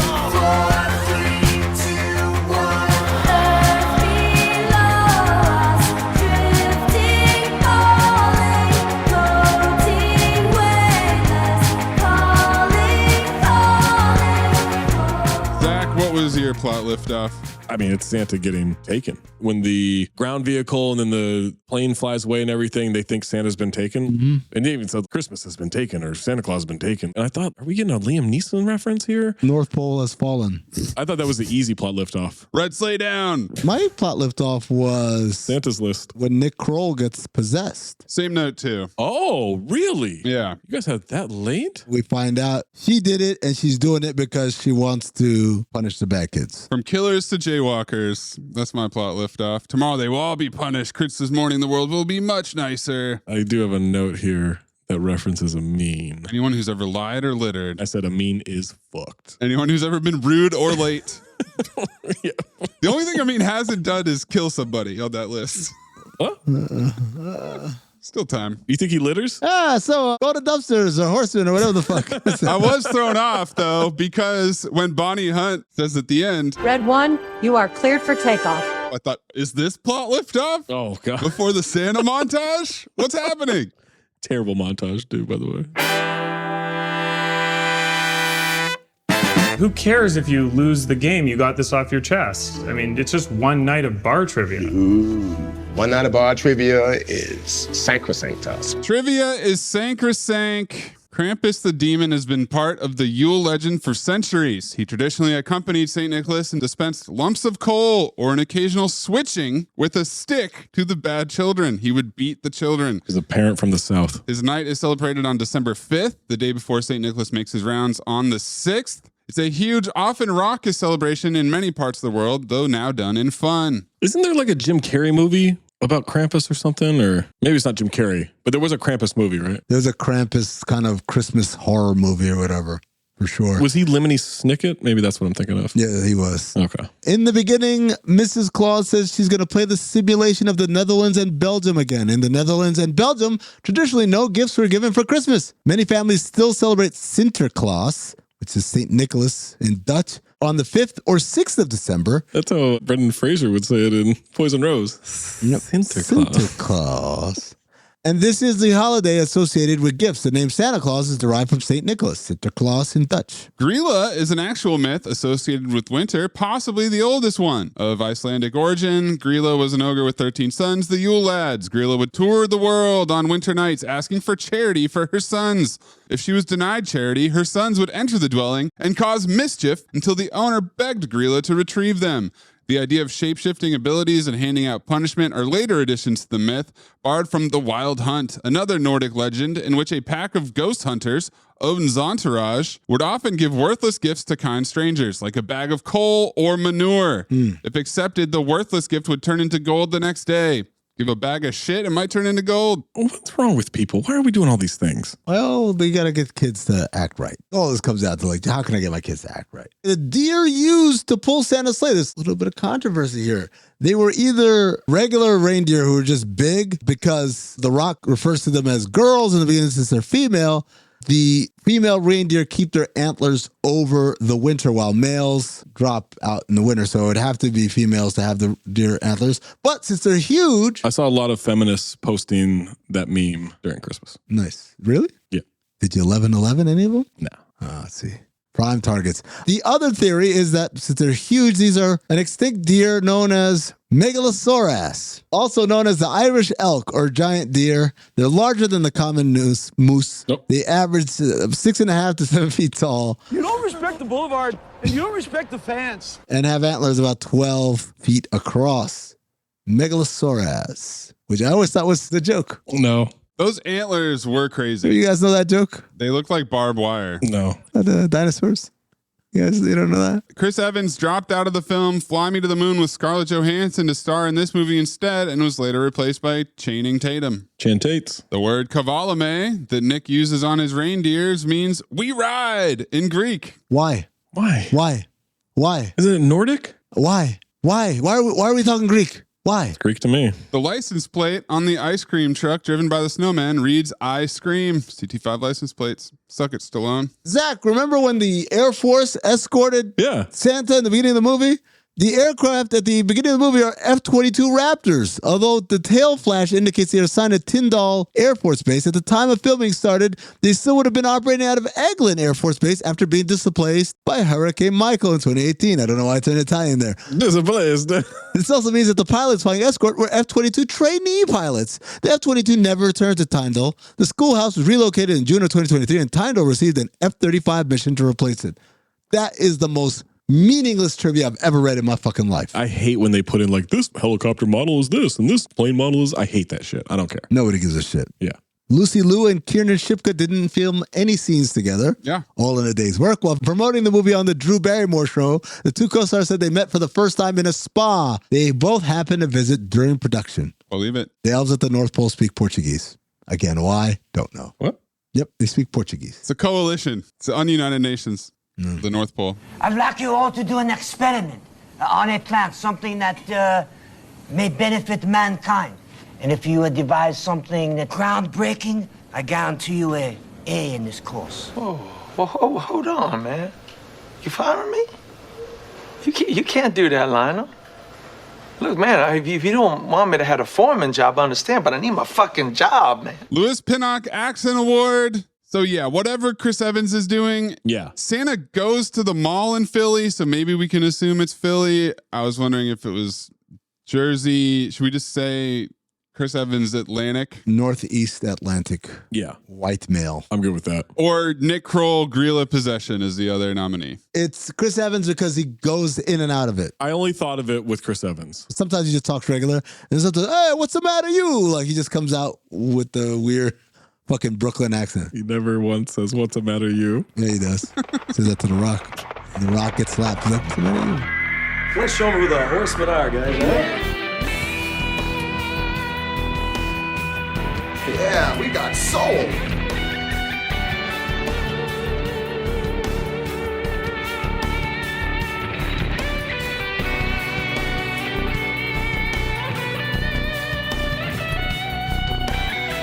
Five Horsemen, Santa, Jargon, Exposition, TCT, Tough Christmas Talk, Poppy Talk, Tactical Redundancy, Diddling, Product Placement, because not only was there Hot Wheels and Chevys, there was a Slinky and Rock'em Sock'em Robots. CGI. But man, I think it's Cobra Formula, Gus. Diddling, but yeah, it's Cobra Formula. Marion Cobretti Formula. Why would it be Cobra Formula? Doesn't matter. It's nothing. It's not a big deal. So frustrating. You can't give it to us all fucking movie and then bail on it. I couldn't see it anymore. Couldn't see what? The Cobra Formula. It doesn't matter. What is it? Fill in ribbons? We're just done with it? All in a day's work, Nick Kroll. The stepdad who Amin ascribed an entire life to off camera. Insane. Breathe in through nose, out the mouth. Ass on, ass off. Teddy Rex, Moosey Teddy Rex. Teddy Rex, Moosey Teddy Rex. Ass on, fuck it, ass off. Ass on, fuck it, ass off. Michael Bean Memorial Ass On Award at Dwayne Johnson as Callum Drift. Yeah, he's pretty bad. I would say it's between him and the blue Rock'em Sock'em Robot. Dead Heat. Amin? The Rock, for sure. It's a rock movie, and he's not good in it. He's awful. He's not good. I don't care about it, but it's not good behavior. He's only gotten worse. And he's only going to get worse. It's weird. He has no hunger anymore. He has no desire to be good. He's making all these movies. He's the production company. Doesn't care. Mm-hmm. But wouldn't it be easier to fuck around more and not do the lines? He's too self-serious, man. Yeah. He got Vin Dieselized. That's what it is. Vin Diesel became way too self-serious a long time ago, and The Rock was with him, and The Rock hates him, but then he became what he hates. Mm-hmm. We still haven't done a Vin Diesel movie, right? We will. Look, man, it's my pick, so. Carl Weathers Memorial Ass Off Award. I had Chris Evans as Jack O'Malley, and my pick is Christopher Heebju as Krampus. Christopher Krampus. No, what's the actor's name? Tormund Giantsbane? Yeah, Krampus. Krampus is the guy. Zach, did you have any other nominees? For Ass Off? I had J.K. Simmons, but this wasn't there enough. I think Grillo was good. I think Chris Evans is good. I don't think he had anything to work with. But I can't give him Ass Off. Yeah, Krampus works. Also, we probably should have given Jimmy Kimmel's nephew an Ass-On nomination as the lisping son. I called him young Kevin Corrigan. You love bringing up Kevin Corrigan. So much. AKA the kid from Goodfellas. Masters of the Universe. Yeah. Oh, that too. Yeah. You're good at keeping secrets? Absolutely. Because I've got a present for you. Secret present outside by the dumpster. Is it a baseball mitt? To fit you like a baseball mitt, like a glove. I hope. Golden Dumpster nominees. Gene hitting him with then why can't you find your dad right at the beginning? Lock me in for that right now. That is devastating. And the Krampus slap. I could find anyone or anything, then why can't you find your dad? So savage. That is Abuela Mija. She just got to look into her future levels of destruction. The other nominee I had was more practical, like what, like a minivan? But yeah, sweep it. Him saying that. Devastating, man. That's advanced material for a kid. Are we sweeping it? Yeah. Wow. I'll do that. It's the best part of the movie, and it happens scene one. I'll sweep it across the board because Gene really got his ass with that one, dude. And it was so devastating, he became a horrible father. Yeah, that led to that. Who knows? He might have been okay. Nah, man. Well, Mays, you picked it. Motherfucker. I like that. Bober File. It was so incredibly formulaic. The jargon exposition was hot and heavy. Everything had to be explained. I don't think any of the things that they advanced Christmas with were cool. Right. There was kind of a tech company vibe to the North Pole where they had the original workshop in the center of the new CGI city as a memorial of what it used to be like. And now they're this huge operation. Workshop Ground Zero. As established, not Chris Evans' fault, but they had no chemistry. And that was supposed to be buddy cops who don't get along, but then they come together and save Christmas. Let's save Christmas. Right. Say it. I can't. Yes, you can. Say it. I don't want to. Let's save Christmas. I'm not going to say that. I'm going to need you to say, let's save Christmas. All right, God. Okay. Let's save Christmas. That was terrible. Okay. All right. Let's save Christmas. There it is. All right. It had some talent in the cast. I think everybody was used poorly. We didn't get any J.K. Simmons. Nick Kroll was one scene. The only thing I really liked was the Krampus sequence and Krampus lusting after Grilla. It's a phobe. It's a red one. It's a red phobe. Zach? I think there's actually a really good movie in here somewhere. I think the idea is good. I think the world building is good. You can see the good movie inside it. Where? The fact that they bring in the headless horse, you could expand this out to other holidays of saving other holidays. I do think there's actual good stuff here. They fucked it up beyond belief. I genuinely think there is a good idea there. There's good execution that could happen. There's good writing that could happen. Characters are solid. You got all this mythological bullshit. That's all fine. But they fucked it up. The Rock was terrible. The writing's terrible. The execution of it's terrible. The fights are boring. The end scene's boring. It's marvelized in the worst way.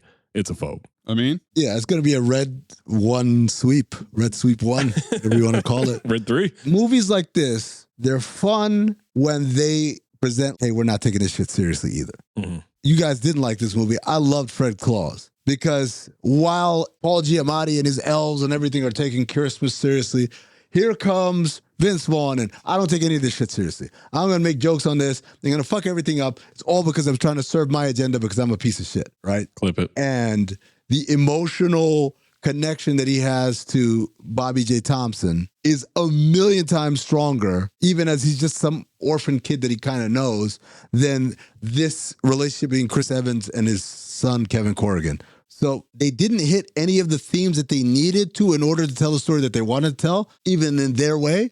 But beyond that, the way they were telling it was dumb anyway. Should have been funnier. Should have been sillier. Should have not been fucking trying to be cool. It's a fucking phobe. It's another Rock movie. Well, send us your phobe or file, Golden Dumpster, ass on, ass off, 5 Horsemen, plot liftoff, Louis Pinnock. At Talk Hoops, at Darth Amin, at Corn Puzzle, at Cinephobe Pod, at Count the Dings. Send us a look at this photograph. Or put it in the Patreon by becoming a Patreon member, patreon.com/countthedings. Next time we make love, you introduce me to Jade.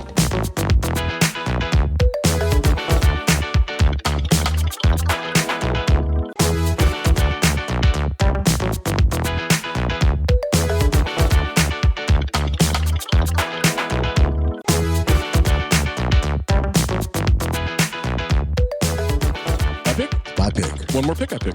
My pick. Back to Amin. I had my pick made for about 3 days. Then Zach brought this term Vin Dieselized into my life in this recording. And I was like, oh, shit. Yes. I don't even know what you're picking. I'm in. I do have a Vin Diesel movie on my list. Now, here's the problem. I can pivot to this Vin Diesel movie, but it is a rental. Or I can stick with my original pick, which isn't. What do you guys think? If you want to pick 2 rentals to start the year, go ahead. There you go. You helped me make my decision. I forgot that my first pick was a rental, so I will pivot away from rental. Vin Diesel, you have to live to fight another day. I guarantee you guys don't even know what this movie is. The premise is amazing. I'll tell you off air. But the movie we're going to go with is daisy chaining off of a line in this movie. When Santa gets kidnapped, The Rock talks into his radio, lapel radio, and says, North Pole has fallen. So I said, let's do Olympus Has Fallen. Doesn't qualify. So we got to do the sequel. In true Cinephobe form, we're doing the second one first. It's London Has Fallen. London. Starring Gerard Butler. Gerard Butler is back. I'll be down for a file. He's 2 for 2. I mean, the movies that he's in, he's 1 for 2 for as far as himself, but he's 2 for 2.